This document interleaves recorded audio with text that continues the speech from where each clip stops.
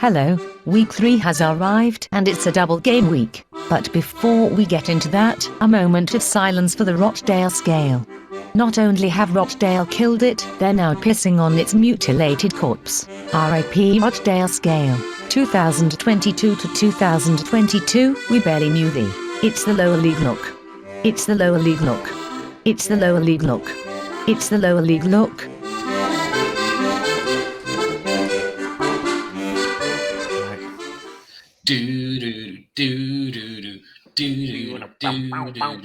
Hey! Hey! Fuck! Hartlepool lost the game. Fucking hell, man. Clap. We're going to clap before. Shit. I wish I'd got that in after the clap, but it's still going in.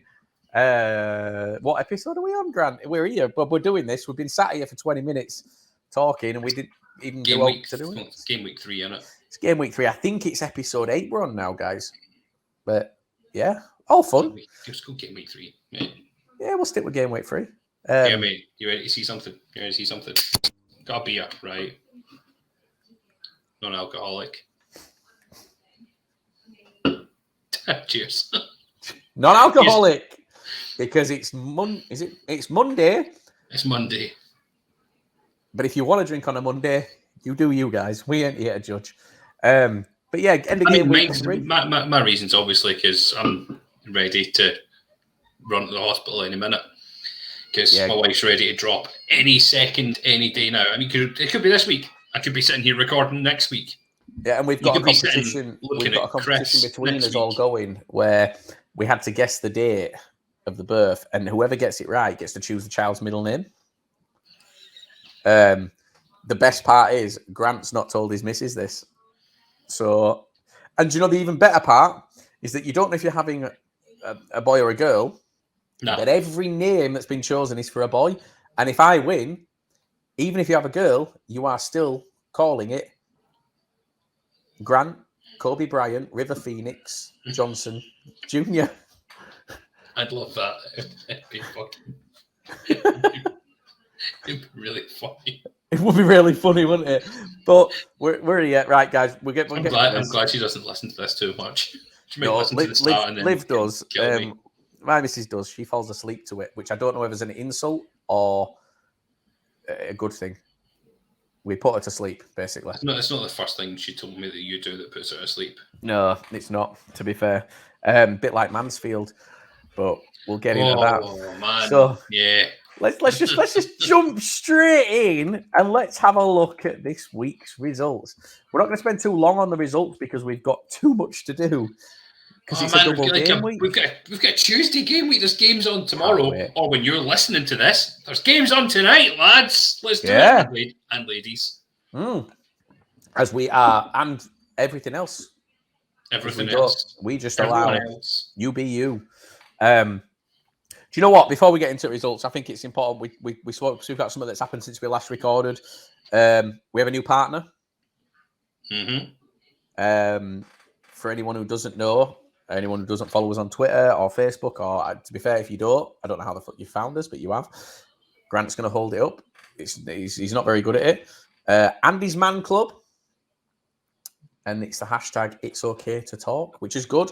There's been a few incidences the last few weeks where we've had some stuff happen, which has meant that we felt that we needed to really do something. We needed to use this platform to kind of, I suppose, help out. And, you know, we're not professionals, but we are in touch with professionals, or we're in touch with people who can get that help. So if you're feeling shit, inbox is always open, guys. Exactly. Yeah. I've actually opened my Twitter DMs now. It used to just be for people that followed me, and I followed back, so it was only kind of that. So I've now fully opened my Twitter DMs, so anyone can message me anytime. It's really weird some of the shit you get through your Twitter DMs. When you open them publicly, you get some weird shit coming in. But I just thought you'd like to see the pictures. I thought you'd like to see it. That's why I sent them. If one message comes in asking for a chat and they don't follow me, they just want to chat, that's cool. I'm happy to do that. But I say we'll talk about. It doesn't even have to be about what you're going through. If you just want to talk about football and just chat shit, we'll just chat shit. We're good at it. Evidently, But yeah, so it's a new sponsorship. It's something that we're going to be pushing quite heavily because we've got a lot of ideas. Partnership. Sorry, it's not a sponsorship. It's a partnership. We're sponsored by Wagby United. We're partnered with Andy's Man Club, and we're working with Mind as well. Still a thing there. But yeah, it's big for us, massive for us. I'm excited. Yeah, we've got a lot of ideas which are going to come out hopefully in the next few weeks, and yeah, we'll be able to push on and make a difference, Grant. That's what it's about, making a difference. Right. Have I got like a? Can you see here? Oh, it's disappeared now. Oh, no, it's there. Have I got? Oh, what is that? It's like, I don't know. There was like a light above. Oh, it's on my eye. I don't know. For anyone who's listening on Spotify right now, they are absolutely bewildered. Right, fuck it. Results. First game. Do you know what? I saw a guy I work with is an AFC Wimbledon fan. It finished AFC Wimbledon 2, Doncaster 2. Again, you go into it. Doncaster 2-0 down. They score in the 86th minute and they equalise in the 94th minute. He messaged me this morning out of the blue as soon as we both logged on for work, and he just said, how we've drawn that, I'll never know. So going forward, we were phenomenal. Defensively, we didn't look great. It's about Doncaster shit. Doncaster looked terrible. And I kind of agree. I've played them. I said that from the start. I didn't think Doncaster looked anything. I just think that they've got very, very lucky. The thing that they've got that seems to be going for them is they've got this never say die attitude, and there's a couple of teams that have it in the league at the moment. Yeah, massively. I mean, if I was to sit there and go, give me one team you would back scoring in the 90-plus minute, I would 100% back Doncaster on that, because they've done it 2 weeks in a row now. They've done it. They bagged, it was not 2 they done last week. Both and then they've done it again this week to come back and equalise. As I always said, they play to the whistle and they just don't seem to give up at all. No. Fair play to them. Obviously, Wimbledon got the lone man, Young Coombs, coming on from Brentford. He scored his first 2 goals for the club, I think, didn't he, this week? Yeah, he's got bagging hair as well. Did you watch it? What a do he's got. But assisted by one of the players I've been most impressed with this season so far in Asal. Yeah. My God, that second assist that he played through was great. He is one of my players of this season so far. He was standout against us, even in a 0-0 draw. And he was phenomenal again and got straight into the team of the week this season, this weekend. What a talent he is. And they're lucky to have someone like him. Yeah. And if he keeps playing that way, then there'll certainly more goals will come down from his channel. They'll be lucky to keep him. They'll be lucky to keep him. Yeah. Yeah, so let's see. So at some point, it's going to run out for Doncaster, and they need to get their shit together. They are scoring 90-plus minute goals, but they're conceding a lot of goals. They're leaking heavily. There's going to come a time where somebody's going to be able to withstand that barrage. I think we'll get onto it, but I think they play Stockport tomorrow. Is it Stockport? I've not got Tuesday's fixtures up yet. No, is it Stockport tomorrow? I don't see Stockport being a team that's going to bow out before the 90th minute. Shit, I've not done something. 2 seconds. He knows we don't make cuts. So yeah, we'll carry on, guys. I'm going to carry on talking. I think the luck's going to run out. I think the luck's going to run out for Doncaster. Grant, I'm not doing no cuts. We don't do cuts. I know we don't do cuts. I just haven't put a lid back on a pan for my dinner. Oh, well, there you go. Grant is now covered in lids. Next game, Bradford City, Newport. Grant, do you want to take this one? 2-0, Newport are shit now. Do you know what? 2 absolutely cracking, but very, very different goals from Bradford coming through. One I think is definitely going to be up there in the goal of the month competition. That's the first one from Richie Smallwood. I didn't realise that was also on his wrong foot. Yeah. So Richie Smallwood, right-footed player, comes in and just meaningfully smashes that with his left foot, and it nearly bursts the net. What a strike. Yeah. I was saying up until this morning, on this one that it is easily going to go to James' goal of the month from his first strike from game week 1. But I'm neck and neck on these two, whether it's Smallwood or James. It's going to be on it. So do you know the thing? Do you know the thing? So on the highlights, when you watch it, it looks like he's hit it and it's gone as straight as an arrow into that top corner. Mm-hmm. It didn't, like, we were sat directly behind it. The bend on the ball, like it didn't bend straight away. It went straight and then curled into the corner. Mm-hmm. So from where he was to where the ball hit, he couldn't see that part of the gut. There was the post between him, and he got it.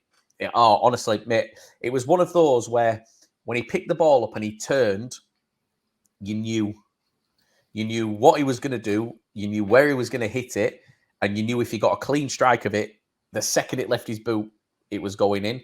What I will say, I loved that goal. I actually think Harry Chapman's was better. The skill involved for him to run into the box was it was great. Yeah, never gave up. Got the ball around the halfway line, and just ran. Did he take on? I think I probably say 4 or 5 players, and then put it. Something like that. Keeper was unlucky. Got a hand to it. The ball slowly rolled over the line, but it did cross the line fully. The keeper. There wasn't really any protests when the referee gave it. It was a close one, but it did cross. What I'll say is that Harry Chapman, Richie Small were both new players. Fantastic. The difference maker for me on Saturday was Alex Gilead. And there's this partnership between Gilead and Smallwood.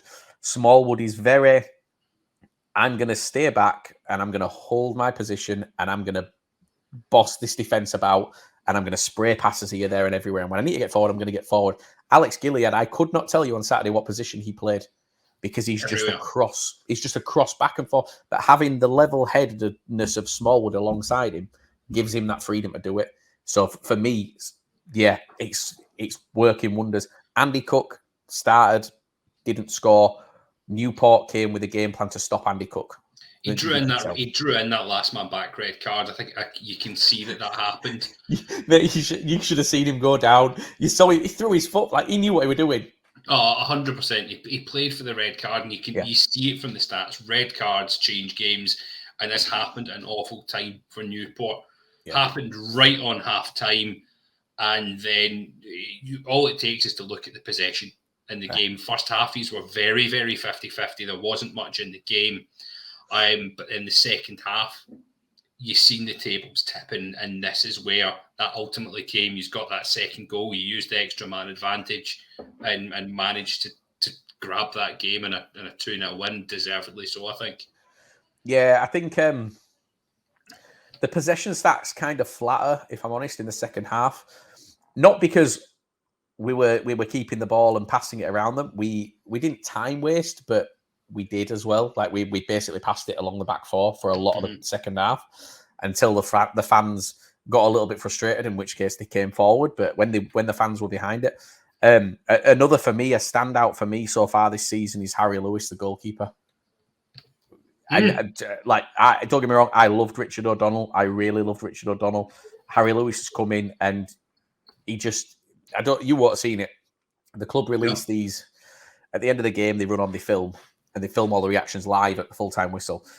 And every game, Harry Lewis runs over to the camera and just screams in the camera, "Up the fucking chickens!" And then just runs away. And it's caught on now. Now it's a thing. It's up the fucking chickens is a thing. But yeah, he looks happy to be here. Obviously, Mark Hughes knew him from Southampton. He just looks very happy to be here. And yeah, for me, he's done great. One stand out to another, and moving on games here. Yeah. Christian Dennis. This man is scoring goals for Carlisle. Is that his 4th? He's 3-3 now in the league. And one in the cup, wasn't there, I think? And I think he's got one in the cup as well. Let me just check to see. Yeah, one in the cup. He scored 4-4. Every single game he's bagged this season. Yeah. Carlisle have seen that they've got another outlet in goals this season other than Omari Patrick. Yeah. And it's paying off for them. Who missed a sitter. Oh, he didn't have, did he? I feel sorry for him, I do, because I think he's, without being disrespectful to Carlisle, he played for us. He wasn't great, but I think he's now better than Carlisle. but he's comfortable. Mm-hmm. What I will say, and I said this to you before we came on, we spoke to Swindon fans, and some of them were quite disheartened to not come away with 3 points. I think they were lucky to come away with a point. Obviously, we only see the highlights, but the highlights were packaged to look like this was Carlisle's day. Yeah, I think that as well. Carlisle looked like they were very, very comfortable in this. I think Swindon fans are going to feel like we're hating on Swindon because it happens. We're not. We like Swindon, but we've got to be honest. I think that was Carlisle's game for the taking. Yeah. On it, obviously we see Amari Patrick missed a sitter. Also, Harry McCurdy was through on goal with the keeper, and if he'd put it anywhere else, it would have went in. But ultimately, it was I think it was a fairly soft shot. They should have put more behind and got it in. Tough angle, but I think he could have done more. Yeah, I think Swindon overall have been quite lucky to avoid a defeat, but a well-needed point on the board for them. Yeah, and a goal. I think that was key for them. A goal hasn't come for Harry McCurdy, who has been dubbed by one of our followers the League Two Dele Alli, much to the dismay of Swindon fans who are not happy. It has got to stick. The League Two Dele Alli, and the thing is, the guy who said it, when he tells you why, it's quite hard to argue. Like he's right. It's like the comparison's there. Harry McCurdy not scored yet.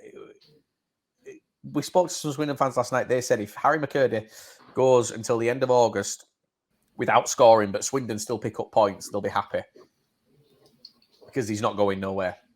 But once August is over, if he doesn't pick up his form sharpish, there's going to be hell on. Yeah, I mean, I think Swindon fans are the one club that are closely watching the clock on the old transfer window. Yeah. But yeah, well, we'll see what happens with them. Let's the next game. Do you know what? We'll be brutally honest again. We've been talking about goalless. Yeah. And people don't expect us to do it, but Crawley, we're 3 league games in. Obviously, they won in the cup. No goals in the league still. And they're away at Harrogate. For me, that's inexcusable. Harrogate are a terrible side, and I say that at the risk of pissing off Harrogate fans, but you know what I mean. I think I can take all 3 of them on. Other than their 3-0 win at the start of the season, they've not offered anything for me. No. And they just, Crawley, 11 attempts on goal. No goals again.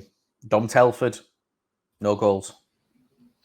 In fact, I don't think he played. No, he was out injured. So he is injured at the moment. So I didn't know that. That's funny. No, he's injured. So you'd think wow. The chances that they've had and they created, if he was available at the weekend to play, then he would have put those away. There was open chances that you just know he would have been at the end of and scoring. He was missing. Yeah, but there were open chances. There were open chances in the other games as well. Like this isn't it's not new. It's not new. He's played in other games where there have been chances and hasn't scored.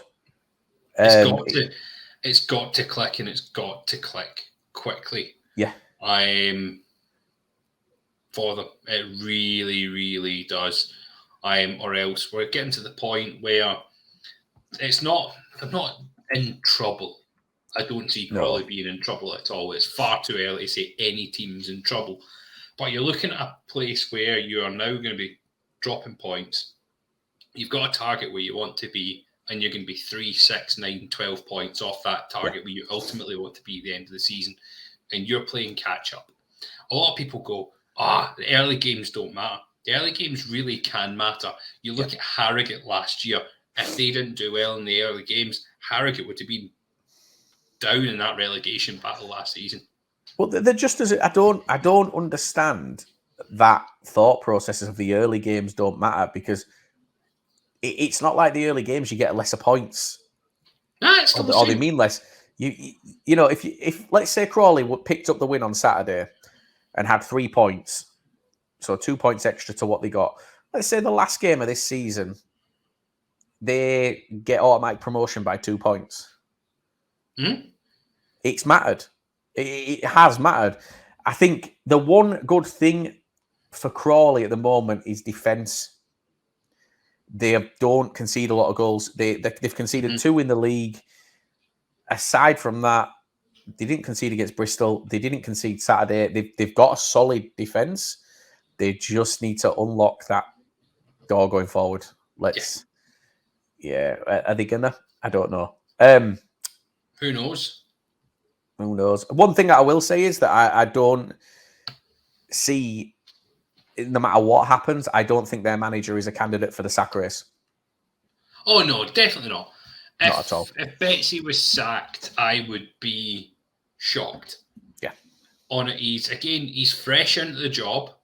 Yeah. He's coming into a club where he's trying to get across his ethos, his way of playing, into this model that their owners are putting across. Yeah. It's not a model for every manager. It's a model that Kevin believes in. And I think they're fully backing. Fully backing. They believe in him massively. Yeah. Well, they don't think they don't want to. It is a project. This is the thing. And the project isn't this season.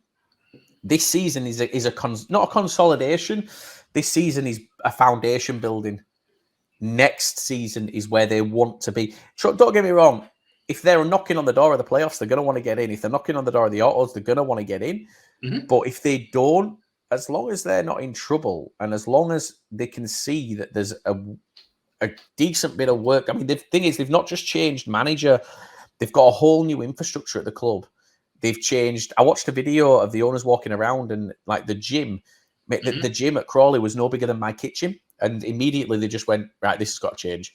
It's like they're ripping parts out of the club that are non-league and they're making them football league. So there's a lot going on. I think this year, I still think Crawley will click. We've said it a few times. I think Crawley will click. I think they'll be up there. The longer it takes, the harder it is to justify it. But we'll see. Kevin's not had the same kind of benefit blessing that Mark Hughes has had, for example. It's his first full season in charge of Bradford, but he had months at the end of last season to go, these are the players I want to keep. Yeah. This is the squad. I know my team. Yeah. This is who I want out. This is the sort of player I want in. Kevin's only really seen that through clips, videos, research, and people at the club. He's not really known firsthand what he's going to see. Yeah. And he's bringing people in off that knowledge is fed to him and through pre-season and his contacts coming in. Not every player he's going to bring in is going to be great. And he's going to know maybe in January and go, right, this is where I need to strengthen. That's where I need to strengthen. It's going to be the same going into next season. There's going to be more of an opportunity to do that in the close season. And they're not the only club that I see the exact same in. I actually see Hartlepool in a very, very similar vein. But will Hartley get the same amount of time as Kevin Betsy will? No. And do you know why? Because Singh's a cunt. Oh, don't say that. We're trying to get your CEO on. Or COO on. Sorry. He's not. He's not. He's just maybe he's a bit frugal. But we'll get on to Hartlepool. What I will say about Crawley's as well, the difference for Betsy, and when you use the Mark Hughes comparison, Mark Hughes has come into an established infrastructure at the club. The owners, the infrastructure at Crawley are just as new to this as Betsy. Yeah. So he won't have had that infrastructure of the club that were ready to go. They're learning as they go along. Yeah. I think if they finish mid-table this season, which I think they'll be higher, but if they finish mid-table this season, these are guys that don't know football really. Let's be honest, they know it, but they don't know it as well as the guys that are running these other clubs. They're going to come in and they're going to go and finish mid-table. Like, that's a success. It is 100%. A success. Right, next game. Leyton Orient, Mansfield. Leyton Orient gone top of the league, unbeaten. Again, highlights. I think Mansfield were the better side, or it looked like Mansfield were the better side. On the highlights, it looked like Mansfield were the better side. They just could not finish. And to be fair, looking at it, the stats back it up. For anyone who can't see this, I'm pulling a face. It's like, Mate, the stats back it up as well. They do. Mansfield, 16 shots. 16 shots. They had more shots on target than Leyton Orient had shots in the game. Right. You had a quote from a Mansfield fan. Oh yeah, I did. Yeah, I want you to hit me this up. off. Yeah, I saw you wouldn't hit it off just now. Yeah. So I'll tell you. The Mansfield, this is the quote. So to sum the game up, he said, like my marriage, a lot of effort, but lacks penetration. But that kind of backs me up. Honestly, right now, Mansfield couldn't finish on a hooker's chin. Oh, Grant. Why you got to bring rugby players into this? But that's the thing. It's the same when we played Doncaster. We were by far the better side, but we drew 0-0. I don't think Leyton Orient were the better side. Yes, they got that one goal, but I feel like Mansfield will be really aggrieved because I don't feel like Leyton Orient looked like they offered anything in comparison to Mansfield. All the highlights on the highlights were entirely Mansfield. Mansfield, it just kept showing fluffed opportunities from final balls. It just wasn't there. Opportunities. Yeah, they've had 3 tough games so far. Yeah, they've had Salford, Tranmere, and now Orient. But they're not exciting me the way that they excited me last season, Mansfield. Last season, I thought, I said, they could go and win the league. Mm-hmm. They had that run. Nothing about this team has me sitting there going, this team's going to go on a great run.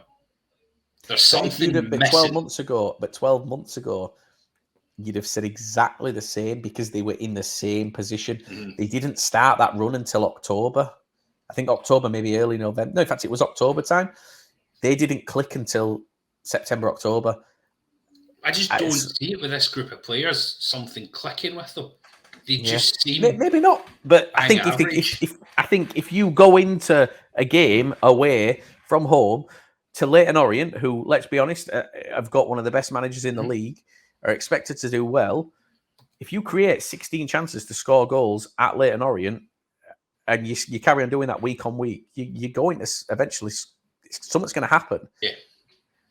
Also, what was with putting a defender on the penalty? Yeah, I kind of didn't get that, and I don't feel like Rhys Oates was very happy with that. Who is Mansfield's penalty taker? That's something I want to know. I'm surprised you didn't get like Oates. Or even Quinn taking it. Someone taking it. Well, he's a midfielder. He's not a defender. I think he might be a defensive midfielder. But he's left back. No, he's down as a midfielder on here. It was just a weird decision. Crazy run out from Vickery coming out to take him down. I don't know what he was doing to that area of his box. Mental. But he redeemed himself with a save and another save later on in the game as well. It was a good save.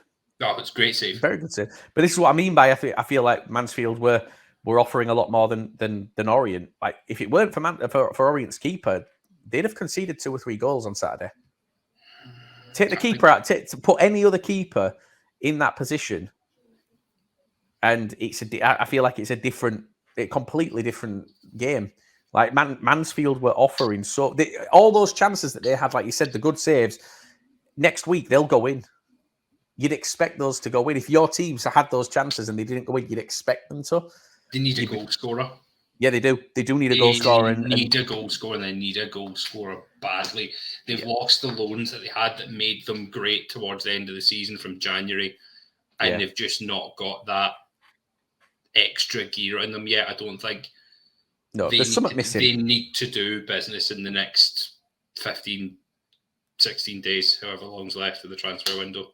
To be fair, I think they need to do something this week. It's a double game week. If you've not got a goal scorer and you're thin on numbers, 3 games in 7 days is hard to get through. Hard for him, especially with the conditions that the players played in at the weekend. Yeah, exactly. And to be fair, it's still hot now. It's still, we've got games tomorrow night. It's still not cooled down. Speaking of teams that haven't clicked yet. Speaking of heat, boring games, and not clicking. Yeah. Northampton, Hartlepool. I was reading the chat between you and Mike, the Northampton fan, during the game, and it was just both of you going, "Oh, this is shit, isn't it?" How boring is this? This is so boring. And then it was, way, Northampton scored. Way, O'Meara's scored. Oh, fucking Northampton has scored again. And to be fair, 3 very scrappy goals. 3 very scrappy goals. It was not an exciting game in the slightest to watch. Which we expected. It was 2 teams playing in a very, very hot stadium, and even the commentator on the BBC Northampton said this is like watching a game of walking football. Yeah, it was safe, wasn't it? It was. They were trying to play safe. I felt a safe, slow-paced game. I felt aggrieved by a Hartlepool loss, and Mike even agreed with me in that, saying he thinks that we deserve more out of this game than a defeat. Josh O'Meara, I've went on about him week in, week out. He could have bagged a hat-trick. There was a great reflex save by the Northampton keeper to keep it out, and he could have had another. I can't remember the exact chance, but he had it. By two scrappy goals. The first one, Northampton's, I said it was like a training pitch exercise. Do you see what I mean from watching it now? Yeah. He set everyone up for a long throw, and then he just played it short, and Pinnock played it short instead of his normal long throw, and then the lad just pinged it in, and no one expected it at all. They expected a trademark Pinnock long throw. Yeah, I think what you guys are doing is you're doing what you did last season. When you look at the stats, you're inviting chances on you. 21 attempts on goal Northampton had on Saturday. You guys had 11, which again, you go away from home and create 11 chances, you'll win games, which is good. And I think that obviously you guys got a goal. It was your first goal of the season, so fair play after getting drubbed last week in the cup. No, it's going to click. I don't feel concerned as a Hartlepool fan at all. No. We had the new man, Silla, in the middle. I thought he had a great game. He got subbed off in the 70-odd minute because he's still needing minutes. Obviously, we've got games coming up on Tuesday and Saturday. He's wanting to be saved for that and given it because I think he's going to be... He looked great beside Featherstone. Very much like what you said, Featherstone sitting, just picking the ball up and Silla coming in and flying into challenges. I hope you get to see it. The back 3, Many SA looked absolutely solid, like the player he did. Can we just call him Mayonnaise at this stage? Because I read it as Mayonnaise every time, so we'll just stick with Mayonnaise. Mayonnaise. We'll just call him Hellmans. Hellmans. Big Rolly. He looked great at the back. He looked like the player he did when he first signed for Walsall on loan. Josh O'Meara looks like he's going to be a player. I'm not going to take it away. I think Hilton had a right game. Pinnock was very, very quiet for Northampton. And Tyler Maguire, I covered this off in the City event, actually, when they were asking me about Timmy Odesina. He reminds me very much of a player like him, but he's got a big mistake in him. I know they're short on defenders. Northampton, if they're playing Tyler Maguire, I think they have to play him in a back 3 because he was getting bullied. You've got a big fit centre back, it was just playing on him, and he wouldn't step back. He's got the pace to step back off him. Yeah. Players were playing long balls over because he just seen every single time that he had a mistake in him. He needs to concentrate on his play because Northampton don't look defensively as solid as they did last season. Right. Okay. Yeah. I mean, that was the thing. Northampton were just bullies last season, weren't they? We said this, they were just bullying people. So yeah, and 2 more teams that don't seem to have really clicked. Like you say, you got your first goal. Let's see if you can get a second. Let's see what happens this week. 2 home games. It's massive for you. This week's huge for you. Not only that, as far as we know from like conversations we've had and people that speak to us, 3 transfers coming in. 2-3 transfers coming in from what we've heard. Yeah, which is a lower league championship defender. And a League One young striker. And then I think there was another one. Be interesting to see where they fit in. If they're coming the striker in obviously fits in up front, and the defender. Well, yeah, but what I mean is, let's see if they're going to be first teamers or if they're coming in to back up what you've already got. If you don't score 2 or 3 goals in this next 2 games, I would be worried if you bring in a striker as a backup for this. You've got to consider your options at that point. Yes. Anyway, we move on. The Rochdale Scale's fucking dead. It's tipped, hasn't it? Yeah, at this point, we talk about teams having strength. Rochdale are the strongest team in the league by being 24th and holding up 23 other teams above their heads. The Rochdale Scale has just been absolutely decimated. The Rochdale Scale's died quicker than John Yim's says. Oh, crap. It has? Yeah, it has, to be fair. John Yem says... In fact, to be fair, John Yem says lasted longer. I'm saying it's gone quicker. Yeah. Oh, fuck me. But, I mean, looking at it, finished 1-0 to Grimsby. They scored in the 92nd minute, did Grimsby. Mm-hmm. Rochdale probably feel a little bit aggrieved about that. They held on till 90-plus minutes. I'd say that neither set of fans... Obviously, you'd be happy if your team won. You get it. You're always happy if your team won. But I wouldn't be too pleased if I'm a Grimsby fan and I'm nicking a game in the 92nd minute against Rochdale at Rochdale. Like, especially a team like Grimsby that, we expect to do well. You'd expect a 2 or 3-0. I think we predicted a 2 or 3-0. We thought it was going to be an absolute pumping. So maybe that's a little bit of comfort for Rochdale fans that they managed to keep them out for so long. But yeah, as it stands at the moment, can you imagine we lost Oldham last season? Can you imagine we go and lose Rochdale this season? Oh, I know it's early, but like Rochdale fans gave Oldham fans a lot of shit when they went down. So maybe, maybe karma's a bitch. We'll see what you've mentioned. Pumpins. Can I just say a big, massive told you so to everyone? Yeah. Can we also just say welcome to League 2, Crew Alexandra. He is Salford. He is an actual challenge. I mean, this is everything and more of what we said last week. Yeah. Crew fans were giving it big licks, going, we've won our first 2 games in 48 years. Phenomenal. I was like, mate, you beat Rochdale and Harrogate. Yeah. Well done. And then they've come into a proper game of football and came up against Thomas Asante in the absolute form of his career just now. Yeah, he's going to be a worry for me this season. He is going to be great. Yeah. Last season he scored 11. This season he scored 3 already. And 2 of them came from that game there. He is playing great. Yeah. I think I will be surprised if he's not up there in the top goal scorers at the end of the season if he keeps going the way that he's going. And he's built like a brick shithouse. He's the lad who knocked out Paddy O'Connor's tooth against us. He's brilliant. Got a red card, but yeah, he has got a red card in him. He can be a bit overexcited going into challenges, going up against defenders. But if he can curb that, and he's like you said, smashing in goals, fair play to him. 3 goals, 2 assists this season. Yeah, he's looking like I'm not going to say the danger man, because we're going to discuss the danger man later on, but he's looking great. He's got more goals than you and Swindon combined. and Crawley. And Crawley. Holy shit. And that includes the league's top. In fact, that includes 2 of the league's top scorers last season. I think I combined 50 goals between them.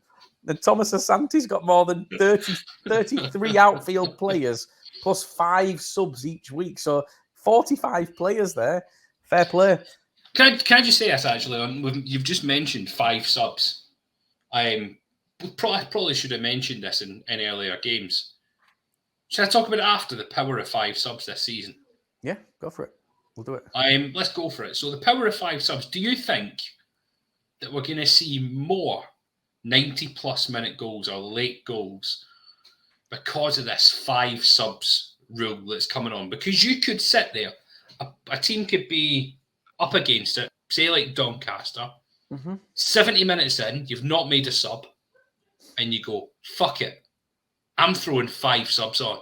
And you change your whole team. That's going to throw the team that you're playing against. And I think late goals are going to be a massive factor this season. Possibly, yeah. But I think on the other side of the coin is the team that you're playing could do the same. So it's a bit of a it's an even playing field. I suppose. Do you know who's going to benefit the most? It's the ones with the depth. Yeah. It's going to be those with the depth, like Bradford. I think we're down to 27 players now because we sent 2 or 3 out on loan. Stevenage have got depth. Mm-hmm. Stockport have got depth, and clearly Doncaster have got some depth to be able to do what they're doing. But yeah, I do think you're right. But it's going to benefit those teams more. With us, we brought on our subs and just basically shut up shop. Mm-hmm. On Saturday because we didn't need to. It felt like a without being disrespectful to Newport fans, it kind of felt like a training game. It felt like a bit of a after the second goal went in, it felt like a bit of a formality. Like it was just complete control, ease. Didn't check your training games. No, but do you know what I mean? That's what it felt like. But yeah, you're right. I do think that we're going to see a lot more sort of last minute goals. Stockport for once weren't involved in last minute goals. By the way, can I just say Stockport were phenomenal? Yeah, but they only won 1-0 against Colchester. They did. It could have been so many more, though. Yeah. 73% possession, 21 shots, 7 on goal. That was absolute domination. Yeah. You see the possession stats massive. That is Challoner playing Challoner ball. The passes 543. They'll be passing across the back in a back 3, which the fans were happy to see again. I'm very happy to see, much like Swindon, we're happy to see them reverting back to 4-3-3. I'm Stockport fans buzzing to see a back 3. Yeah. And you know what? Yeah, they looked the absolute business, I think. And a very comfortable 1-0 victory. I think, see if Colchester scored, Stockport would have went back up and scored again. Just got another. Yeah. It was just control, wasn't it? It was like us. It was just a formality for them just to see it out. Yeah. Fair play. Maybe it's clicking. It's starting to click for a couple of teams now. Also, see, for being the biggest, I'm saying inverted commas here, the biggest club in the league, not one Stockport fan decided to come in and speak in our 606. There was Stockport fans there, but no one decided to come. I take exception with you calling Stockport the biggest team in the league. No, I say in inverted commas, they call themselves the biggest team in the league. We all know, Grant, every League League 2 fans knows that it's Doncaster. Doncaster. Oh, yeah, it's Grimsby. Yeah. Fucking Doncaster. Speaking of teams that are definitely not the biggest team in the league, Sutton versus Barrow. Pete Wild suffered his first loss. I want to know your views on this because you said we've got the goal that wasn't a goal to talk about with Barrow. I want to hear your views. There's 2 things for me in this game. There's 2 things that piss me off in this game. Right, go on. Go on. Tell us your 2. You tell us your first one, and I'll tell you. Then I'll tell you mine. First one. Why did the Sutton striker tap the ball in? Why didn't he let the goalie score? See, I thought it was a foul on the goalie. Why did he not let the keeper get the goal? Don't know. I also think it was a foul on the goalie, but why did he tap it in? Was it going wide? Like, let the keeper score from his own half. You'd never see it. Yeah, no, you don't very often. But I mean, to be fair, keeper did score at weekend, I think, for QPR, didn't they? So it happens every now and again. And Grant, you're very well versed in goalkeepers scoring. I'm well versed in it, but that guy's a fucking belly. It's not the lowest league look. The lowest of the low individual. It's not the scumbag league look. But I felt really bad for the Sutton keeper. I think he should have scored, but instead, he did score. Technically, he did score. Oh, Farahunzi. He did, didn't he? What's your views on the goal? So for anyone who's listening, Barrow had an indirect free kick in their own half, blasted it upfield. It took a bounce just outside the box, went over the keeper and into the back of the net. The referee gave it as a goal, went and spoke to his fourth official. His fourth official said keeper didn't touch it and it was disallowed. That's the story as it stands. So you said the keeper did touch it, didn't he? The keeper's admitted that he touched it, apparently. Yeah, so that means it stands. That means it stands. But obviously, at the time, the keeper's denied it, as you'd expect. For me, when I watch it, what was it? Why was it an indirect free kick anyway? I think just when there's a certain distance when it becomes an indirect free kick, isn't there? Fuck knows. There's certain. Yeah, it's the same as. So it's like a throw-in as well. Throw-ins are always indirect. Yeah. There's certain points on the pitch where it crosses a. Basically, I think the referee just makes this. I don't really know how it works, but yeah, there's certain points where it is just indirect free kicks. But for me, watching it, I have watched it 7, 8, 9 times. Mm-hmm. I still can't see the touch. No, I can't, and I think that's where the introduction of VAR light has to come into this league. Yeah, it would have been given if he has touched it. It would have been given. I haven't seen where the keeper's admitted it, but we've been told by Barrow fans that the keeper has admitted it. But what I don't understand, and this is where I think there's maybe some confusion, the claims are that the referee gave it, the linesman gave it, but apparently the fourth official overruled it. I don't think that can happen. I mean, the fourth official has to consult with the referee, but there's no way in hell the fourth official was in a better position than the referee and the linesman to see that. Yeah, if the referee and the linesman both stand there and go, so for me, the referee and linesman weren't sure. They can't have been enough watching it. You said you've watched it 7, 8 times. I've watched it about 7, 8 times. I can't see a clear change of direction when the keeper's up and going for that ball. Enough for me to say for certain to disallow that goal. Yeah, that's the thing. It's a game-changing goal. It is a game-changing goal. Barrow will feel hard done by, but I don't feel like they should be. I don't think they should be hard done by because of the goal not being given. I think it's because of the goal not being disallowed for Sutton, because I think that was a foul on the keeper. He just absolutely cleaned him out. So that is just typical Sutton playing hardball. And I like Sutton for that. They rough people up, though. Yeah, I mean, rough people up's an understatement. Mate. That was horrible. Funny, but horrible. Gillingham fans also found the weekend a bit horrible, didn't they? Fucking hell. Yeah, I'll let you take this one, because while you're talking, I'm finding something. I've got a clip to show you before the end of the episode. But oh my God, we've got clips. Yeah, we've got clips. You're going to love it. And you might have seen it, because I did send it to you in the little group that we've got last night, but no one replied. Remember, though, clips, the EFL always get their knob out. It's not EFL. It's not EFL. Oh, that's fine. I was going to say, because EFL always get their knob out for us when we end up posting a clip. Tranmere, absolutely dominant over Gillingham. I didn't see any other way. I mean, there was no stopping, and they could have went on and scored more if they wanted to. Yeah, they only had 4 shots on goal, but geez, every other part of the game, I thought they were great.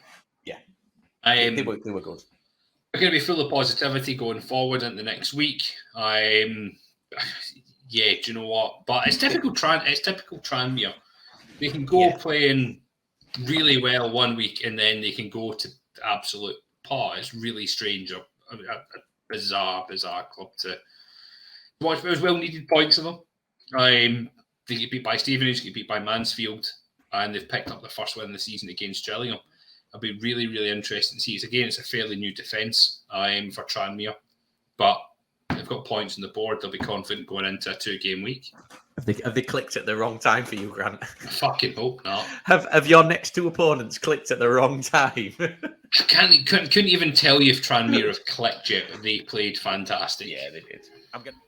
Where were we? Yeah, we just finished off. Sorry, guys, you noticed the cut there. Me and Grant both needed pisses at the same time. It's the first cut of the new season, so let's just go with it. Back into it. Last game on Saturday. Walsall Stevenage. Key point here for this game and the Sutton Barrow game. All 3 candidates for the manager of the month that we picked out all dropped points on Saturday. Mm-hmm. Stevenage are another late goal scoring team. The 100th minute. They scored. No. Walsall fans were feeling so aggrieved by this. The amount of screenshots I seen posted up by Walsall fans of going, 90 plus 8. And then it was like 90 plus 9 or 90 plus 10. That the goal went in. Walsall fans, I hate to tell you this, but you should know this. Minimum of 8 minutes added time, not a maximum of 8 minutes added time. That's the rules. That's always been the rules. Always will be the rules, unless we bring in this rule where we stop play. It's their own fault because Peter Clark went down with cramp for 2 or 3 minutes. You know, Stevenage again, Steve Evans has shithoused another team. He's gone to the team that you expect to walk over most teams in this league, and he's come away with a point.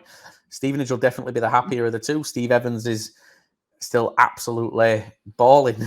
He's fucking doing it, isn't he? You know what? He brought on the 5 subs. In the second half, he freshened up his team. He brought on Rose, and then Rose scored that equaliser in 90 plus 10. It's the power of 5. It's the power of 5 subs and the depth that we had. Yeah. Weirdly, Walsall only made 2 subs. Yeah. Which, again, probably goes against them. Maybe they've not got that depth. Maybe that's going to come out. Maybe one key injury is going to flip it for Walsall this season. It's an odd. I think they were going along the thing of it's working for us, so don't change it. Maybe. I'm overall on it, but you know, before we get into the next games, before we look at the coming week, there's a couple of things we're going to talk about. But I'm going to share these clips. So, Graham, we all remember Macclesfield. Oh yeah, Macclesfield, 2020. I believe it's 2020 went out of business. They reformed. They're back playing. I think it's Moss Rose, isn't it? And so on Saturday, they had 3,500 fans there. Really, really good show. And there was an incident with a referee. Have you seen this? No. Okay. So I've got 2 video clips. I'm going to show you the first clip, and then I'm going to show you the second clip. I'm going to explain what happened. So.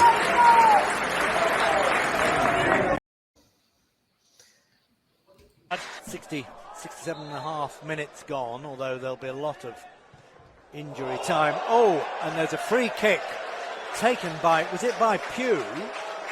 And it is poleaxed the referee. Absolutely poleaxed him, hit him right on the head. He will need, it was from. Okay, so that's the first clip. So he leathered the referee off the free kick. Right, this is the other angle of it.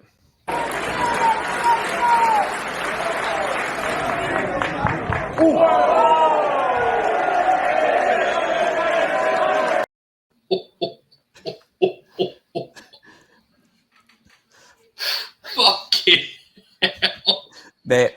The referee pissing blood. Oh my days. They had to get a fan out of the crowd who's been an official before, and he came on. Now, where's the actual... I'll show you the clip again, the end of the clip. Sorry, the first clip that I showed you. And you're going to see the fan who came on as the lino, because they obviously had to do a shuffle around. But what I will say is that referee, that was his first game at that level. He's just been promoted. Now, for me, I've watched him referee before. I've been to see him referee down at Brighouse Town. He is a phenomenal referee. Like, he's a very, very good referee. I think that he's progressing. If he carries on going, he's going to be progressing again later this year, hopefully. And then he'll push and he'll eventually get back into it. Well, he'll get into the Football League. He's only young, but he didn't want to go off. From what I can tell, he didn't want to go off, but he had to. But I'm going to show you this. Look who comes on. 67 and a half minutes gone, although there'll be a lot of injury time. Oh, and there's a free kick taken by... It's a belter, isn't it? And it is... You're on mute as well. The referee absolutely poleaxed him, hit him right on the head. He will need... Oh, you've got a click on mute on your screen, Grant. People with technical difficulties. Right, get ready. Oh, mate, it's the thud. The 3 or 4 yards away. Williams, I think he took it right on the nose. he is holding. He took it right nose. on the nose. So see if it's going to show the man who comes on that they got out of the crowd to referee. Right. I have seen this man before. So he won't mind me for saying this. He's not a youngster anymore. I believe he's over 70 years old. And Baker. And over 70 years old and look like the Monopoly guy. He's just an old man. Just an old man. He like Colonel Sanders. But yeah, what a fucking hit. No, the only person making a debut of a step up, actually. I think we need to say anything we need to say. So I missed this out on the Hartlepool games. Sonny Gill. It was his first game reffing in the EFL.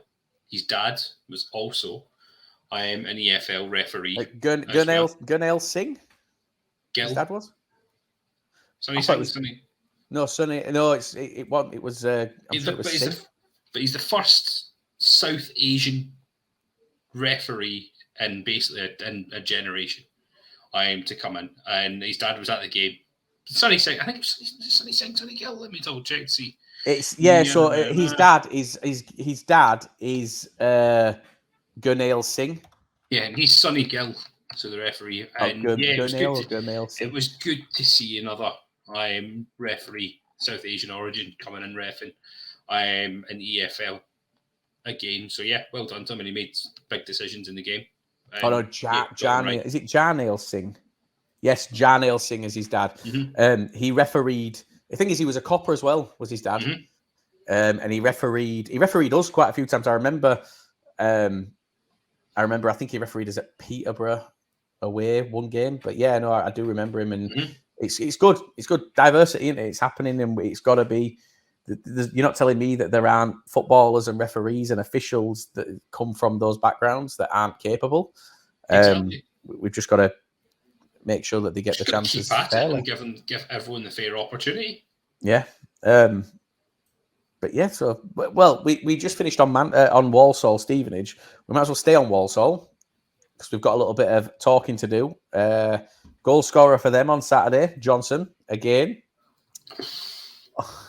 on loan from Mansfield, and it's a bit of a talking point, isn't it? It's a bit of a shit trick. Let's be fair. So I mean, Mansfield have given him to Walsall. It was meant to be a permanent deal. The owners came round and went, "Nah, I'm not comfortable. I'm leaving on a permanent." So he sent them off on a loan. Apparently, just on that, they couldn't afford the permanent deal in the summer. That's what's been said. Now, when we were told originally it was not comfortable, but it has come out in the last 24 hours that funds were a problem.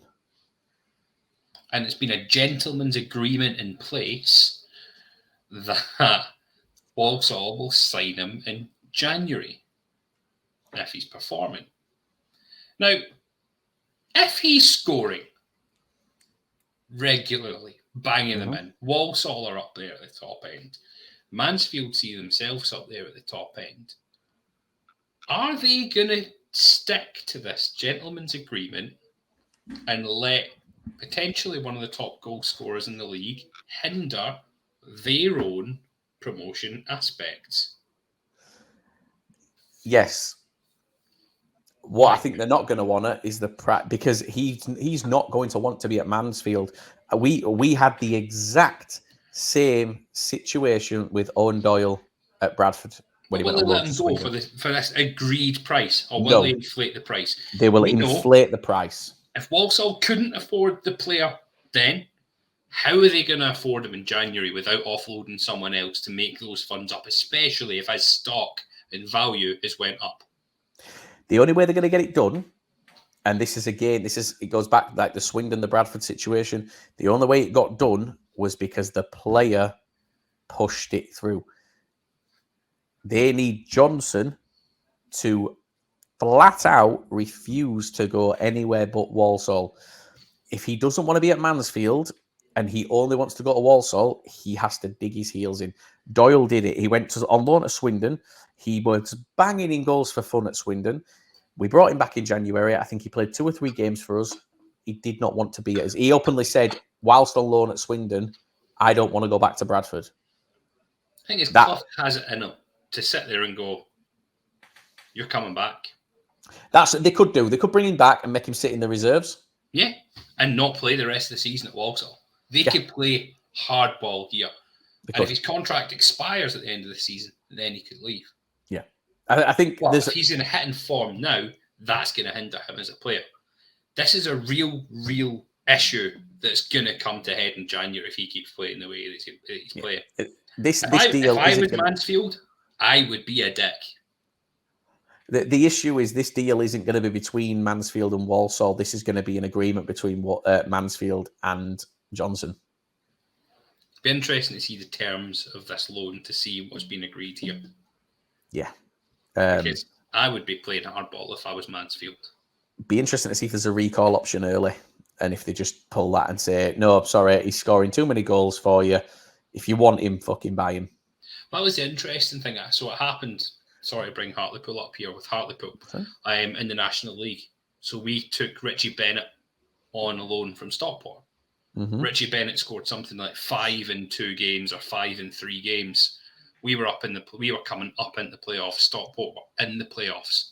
And Stockport went, no chance, called him back. And we lost a great goal scorer and a great loan player. And then we went and beat them in the playoffs. So that was good fun. And no one expected you to. No one expected it. So I'm really interested to see this situation going forward. Yeah, it's going to be the January transfer window is going to be as exciting as the summer one, isn't it? At this point. Yeah. So we said we were going to fly through this week. We didn't. We didn't fly through this week. We found that there's been a few more talking points. Shall we try and fly through the Tuesday and Saturday fixtures? Yeah. Right. I'll tell you what I'll do. I'm fucking hungry. Yeah. I am as well. Right. I'm just going to read through the games tomorrow, and I want your score prediction, and I'll tell you mine. I need to get to. I'm just going to tell you them as we come in. So, Walsall travel to Barrow tomorrow night. Barrow nick it. I think Barrow nick it as well. I'm going to say 1-0 Barrow. Mm-hmm. Yeah. Colchester host Bradford City. Oh, Colchester getting pumped. You hope. You hope. I genuinely think Colchester are going to get pumped. We lost 3-0 last season there. Colchester are a team that are struggling just now. I can't see any other result other than them getting beaten considerably. I'll go 2-0 Bradford. Crawley, Northampton. That's a difficult one to call. A really difficult one to call. 0-0 for me. I think it's going to be a draw. I think it's 0-0. Yeah, I think it's a poor draw. Crewe host Sutton. Sutton bully, Crewe, Sutton win. Thing is, I don't think Crewe have got it in them to handle that physicality that Sutton are going to bring. No. Sutton are going to go there. Stockport are going to Doncaster. I believe Doncaster are getting handed their first loss of the season. I think they're going to be humbled royally tomorrow. I think Stockport are going to steamroll Doncaster tomorrow. It's a difficult one. It depends what Doncaster turn up here. If Doncaster turn up and want to be dicks, I can see it being a draw. But I can't see them doing that at home though. I do think Stockport are going to take it. Yeah, I don't think Doncaster's fans, especially when there's already doubts over their manager in their fan base, I don't think that they've got the privilege of being able to essentially do what they did against Bradford and just shit hours for 90 minutes. I don't think that they could do that at home. I don't think they can get away with doing that at home. No. But yeah, Stockport, yeah. Gillingham host Harrogate. Gillingham. Although Gillingham weren't happy on Saturday. Matt from Gills in the Blood, he said that they are seriously lacking. So this could be one that's a shock, but we'll see. I can't see it. It's got to be Gillingham. Grimsby host Carlisle. What a shit trip. Do you know what? This is a hard one to call. A really hard one to call.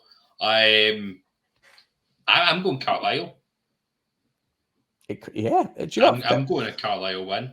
Fair play. I think Jordan Gibson had the most successful passes in the league on Saturday. I think Grimsby will take it, but I don't think it's close. I think it's too close to be able to be comfortable about that. Do you know what? I don't think it's going to be a good game, but I think it's going to be a good game. Yeah, It's going to be close. Yeah. And I think it's going to be competitive. Hartlepool, Tranmere. I'm really interested in your thoughts on this here because this is another shit trip. Tranmere having to travel to Hartlepool. What do you think? I think we take this game. Do you? I genuinely think we win this game. I have 2 home games in the bounce. I think we need to get 3 or 4 points out of this 2 games. And I think we get our first win of the season against Tranmere. Comfortably or a scrappy 1-0? Scrappy game. I think we get a win, though. Do you think your fans will be up for it? Or because there's been a bit of turning, hasn't there? Has been a bit of turning. I think they'll be up for it. They've seen... Do you know what? It's been a lot more positive what I've seen in social media this week.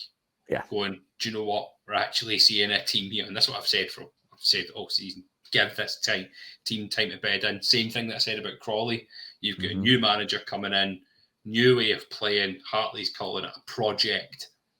And he's seeing what works and what doesn't work. I think the issue with your fans is that the players that Crawley have signed, you know who these players are. The players that Hartley signed have come from leagues that most Hartlepool fans will never ever watch in their life. Most Hartlepool fans haven't left Hartlepool. Well, but they still watch English football, but they're never most Hartlepool fans will have never heard of Cove. Yeah, and I think that's why it's probably been a little bit more pressured. I think it's the right word. Mansfield, Wimbledon.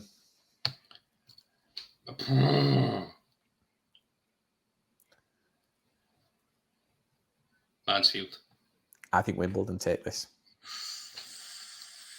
Mansfield fans anything like that. There's going to be chaos if Wimbledon wins this. Wimbledon are good going forward. Mansfield don't have that goal scorer. True. That sounds great. Yeah. Newport, Salford. Salford. Every day of the week, twice on a Sunday, 3 times on a Tuesday. Salford win that. So 9 points for Salford tomorrow night. Oh, it's Tuesday. But no, I agree. Thomas Asante, banging form. Newport have not replaced Dom Telford. They had Omar Bogle on Saturday. Didn't cover it off when we spoke about it, but he was just a child. He was stropping, complaining for everything, diving. He got injured at one point, but then 30 seconds later was fine, and then got subbed off. He's getting into this next phase. Very early, though. Very early. Can't wait to see what club signs him in January. Don't. You centre phase 1 again. Yeah, but it's going to be us. No, it's not. Stevenage host Rochdale. Stevenage all day long. This is going to be the Steve Evans. It's never going to be a shithouse. This is going to be Steve Evans' team 2 or 3. I can't see it not being, unfortunately, for Rochdale. I just want to see some more happy Matt Farley. Matt Farley's he's so excited. He came on yesterday, didn't he, on the space that we did? And he was like, I've just got home. Like, Matt, you only went to Walsall. Like, why have you just got home? Like, oh, we stayed. Like, that's how happy he is. He's not just going to games anymore. He's just staying for the weekend. Yeah, he's buzzing, isn't he? I love him. I genuinely love him. He's so good. I'm going to say this now. Game of midweek. Swindon, Leyton Orient. I think Swindon are going to take this. I think that McCurdy is going to score. I don't want him to, because I kind of like seeing the meltdown. But I do think Swindon take tomorrow. He's got to do it, doesn't he? He's got to push his move through. Yeah. And that's the thing. He's got to, hasn't he? He knows that those offers on the table are getting smaller and smaller. And I get, the ink's getting erased from certain signatures and things like that. So, yeah, he's got to. He's got to do it. I actually agree with you. I think Swindon are going to get a win. Yeah. Right, on to Saturday. Saturday! For some reason, the first game in the list on Saturday is Hartlepool Bradford. Huh? Yep. And it's in alphabetical order, and it goes Barrow next. So, fuck it. We'll go with it. Grant, Hartlepool Bradford. What? It's an early kickoff. Yeah, because of the problems on... It's a 1 o'clock. It's a 1 o'clock. Moved forward to 1 o'clock because of the issues after the last game. That means I get to watch 2 games. Yeah, it does. Mate, I'm at a barbecue on Saturday, so Really? but Liv fell out with me when I said I was putting IPTV, not IPTV. Sorry, when I was choose a second game to watch. Well, we're going through these. I will choose my second game to watch. Yes. Yeah. Okay. So Hartlepool Bradford. Draw. Mate, we're smashing you on Saturday. We are fucking. I'm going for a maximum of 4 points. Draw. You said that we are going to pump and steamroll Colchester. I think we're going to be comfortable against Colchester. I think we are going to destroy you. We are going to absolutely. You bastard. And it tells me on the screen that you muted me and you've got a concentration face and I could see you looking down trying to find the button. So I knew what was coming. It went, you've been muted. You've muted me. Fuck off. We are steamrolling you on Saturday. I think Saturday is a 3 or 4-0 by half time. We will set up very defensive against you and we'll try and play on the break. I would not be surprised, and I think it'd be quite shithousery of us to give Timmy Odesina his first start on Saturday. He's not fit. No, he is fit now. He is fit. He is fit now. He had COVID, which is why he was out. But no, he is fit now. The issue is four. With what? Sorry, you play him in a back four. I know we won't. If we put Timmy Odesina in on a Saturday, we've switched to a 5. We will not change our back four. Our back four is solid. And that's the only reason he's not played. If you put him in, that's where your downfall will be. If we put him in, we'll change to a 5. If we put him in, we'll change to a 5. But if we stick to a 4, Odesina's not coming in on Saturday. Nah. So we'll see. Next game. I'm excited. I'm excited. I'm excited. I'm gutted that we can't go. Mm. It's my birthday weekend. Grant's been selfish and having a baby, so we can't go to the game. I'm gutted because it's going to be a lovely weekend. It's going to be good. It's going to be good. Last season we were gutted because both games were Tuesdays. We did go to both, but it wasn't the same, was it? No. Although I'm very paralytic in Hartlepool. I'm pretty sure I'd still blow positive if police pulled me. What, for COVID or for both? Yeah, it was that wild of a Monday night, Tuesday night that not only did we just get absolutely wrecked and end up in a trolley, in an actual trolley in the middle of the road in Hartlepool, we all came home with COVID. Beautiful. Happy days. Oh, it's just what you want. Barrow Harrogate. This is where Barrow have got to take this. Barrow. Depending on how tomorrow night goes, Barrow have got to take this. Colchester, Leyton Orient. Easy, isn't it? Crawley, AFC Wimbledon. Crawley have got another chance to pick up points here at home. Crawley. I'm going to go Wimbledon. I just backed Wimbledon twice. Yeah, I do. I think Wimbledon are. Do you know what? No, I'm going to go draw. Crawley are solid defensively. Wimbledon aren't, but Wimbledon are good going forward. And at the minute, Crawley aren't. So I'm going to say they cancel each other. I'm going to go with draw. Northampton travel to Crewe. I can't think of a more boring game to watch than Northampton Crewe. No offence, but yeah, no, Northampton are taking that. Salford are travelling to Doncaster. I think Doncaster lose both of these games this week. That's going to be chaos. That's going to put McSheffrey into big trouble. His percentage rating will be down at about 32% by Saturday. He's gone from 68 down into mid-30s. Not good. He's definitely up there in the sack race for me. Yeah, he is. And I don't think it's because he deserves to be up there in the sack race. I think it's just that the fans are very expecting, far too expecting. No, I think he deserves to be up there in the sack race. Oh, see, I don't. I think that they're a club that's been in turmoil for a while. I think that their fans, I don't know why their fans thought that they were going to just be fine this season. That's where I think. But they'll probably pick up 6 points in 95th minute. Probably. Walsall travel to Gillingham. Can't see anything else other than a Walsall win. Yeah.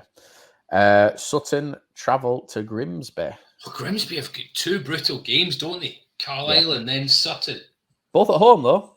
Both at home. Yeah. Do you know what? I think Grimsby will take that.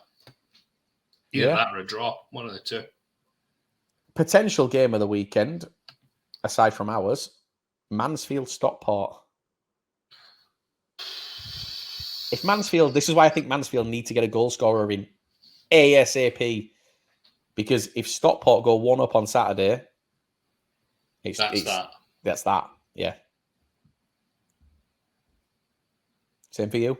I think Stockport. Can't see anything else at this moment. Yeah. Tranmere travel to Newport. Draw. Oh my God, definitely not. Draw there for me. So dull. Fucking hell. So dull. I think Tranmere will be, if you guys beat them tomorrow and then they draw on Saturday, I think they'll be very angry. Oh, massively. I think if they lose tomorrow, they win Saturday, but I think if they draw tomorrow, they draw Saturday as well. Carlisle travel to Stevenage. Steve Evans is sending Carlisle packing. Yeah, I think he is as well. It's a long journey for Carlisle to make. I don't see them taking points back from Stevenage. No. And lastly, this is where I think it's got to click for Swindon. Swindon have Rochdale at home. Swindon beat Rochdale. It's got to be comfortable. Rochdale manager gets sacked. Yeah, this I think we see. I think by the time we're sat here next week, a manager has gone. 100%. 100%. And who do you think it's going to be? It's going to be either Doncaster or Rochdale. Yeah, but who do you think it's going to be? Rochdale. I'm going to agree. I think so to be fair, mate, could be both.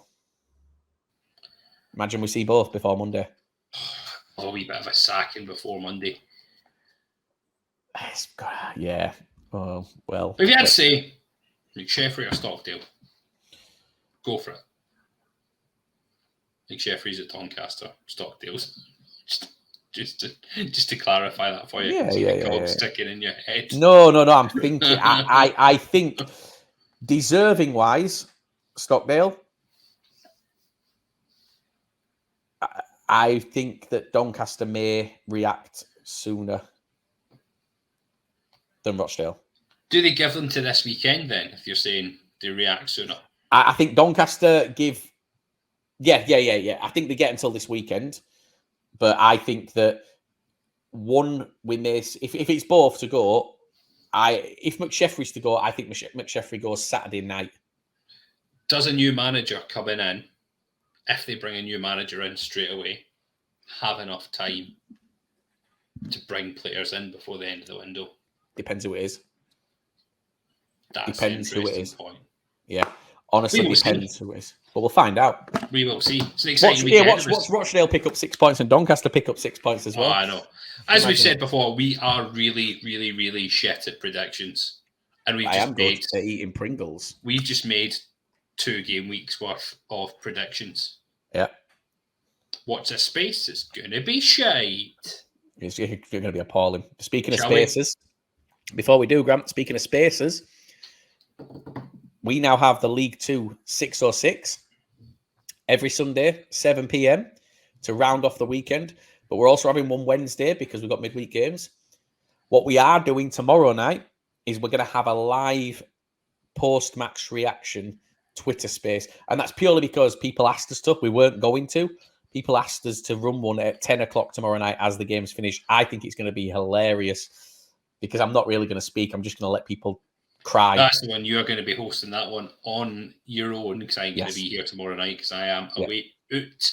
I'm doing other things, so I'm going to be catching up with all the games on flash scores when the scores come in. So unfortunately, not getting to watch anything. So I'm going to have to deal with the EFL highlight shows. I'll probably watch the Hartlepool game on iFollow. After because that's because you don't live in this country. No, you can watch. I'm subscribed to Hartlepool. Oh, it's Tuesday, isn't it? Yeah, you can watch the games on iFollow. So I'm subscribed to Hartlepool's iFollow, and I can watch the game after it's been on. You can do that on any iFollow. Right. You can. Is that what we've been doing? Yeah. Anyway, guys, on that note, I'm going to wrap things up. We've been here for a lot longer than we should have been, and I'm fucking starving. I've not had anything since breakfast this morning, and it's, 10:15 at night. Guys, thank you very much for listening once again. Don't forget, follow us on all our social channels, Twitter, Facebook. I was going to say Instagram. We don't have an Instagram. We're not that posh. Follow us on Twitter and Facebook, mainly Twitter. We don't interact on Facebook as much. Don't forget, retweet what we do, comment on it, like it, whatever you do.